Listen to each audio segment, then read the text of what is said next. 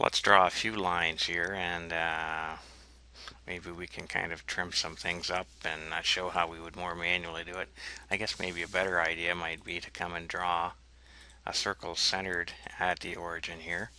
And you see it didn't make that automatic dimension, so we're going to have to come in and do that. So we need a diameter, and we'll make that 100. Now let's draw some, we don't have it actually set to the origin there, see, because we're not making automatic constraints. We could also come in here and make it coincidence. So here's the point on the arc, and the item we want to hook it onto is the sketch origin, so that will work to fully constrain our circle. Now if we start and add on some lines here, let's come straight out and lock onto the point that's there. We'll make this come straight down for a length of 100. And we can do the same on the other side.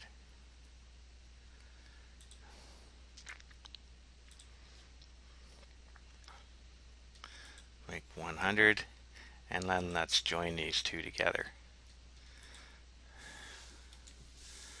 So we need a lot of constraints here to finish this up because we haven't been making anything automatically.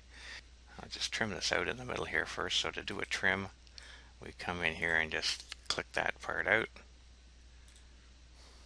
Let's try again with our tangent. So we want to constrain this to this. Okay, so the tangent constraints are now shown here, and we're starting to reduce our needed constraints. Let's make some vertical constraints on here and on here. So each one of these reduces by 1, and you can think of that as it's sort of making an equation between the two endpoints. We need to keep on going here with a horizontal. We need to make all of these endpoints be coincident.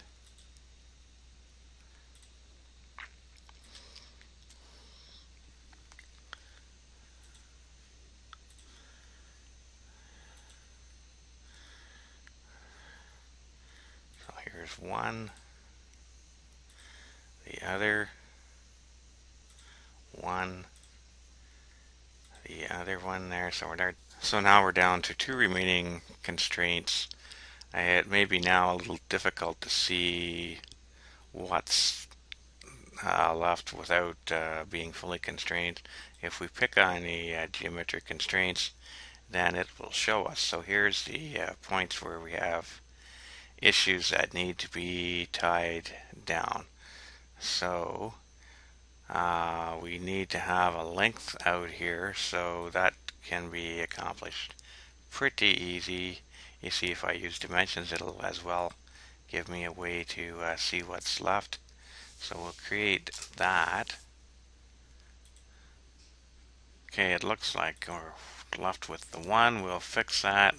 What we're missing here is we don't have a tangent constraint, I don't think, over between this one and this one. So that finishes off constraining everything. And again, what we can do is finish up the sketch, and if we rotate with the right mouse, we can extrude this out to make a shape.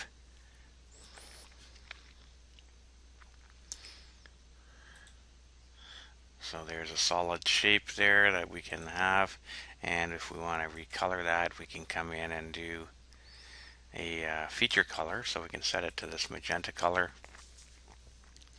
Alternatively, we can take and let's just delete that, and we could do a revolve, and we could do that around this axis down here, and then we get our shape there again. So you can hide the things such as the coordinate system. We can hide the sketch, and that leaves us left with looking at just the solid shape here.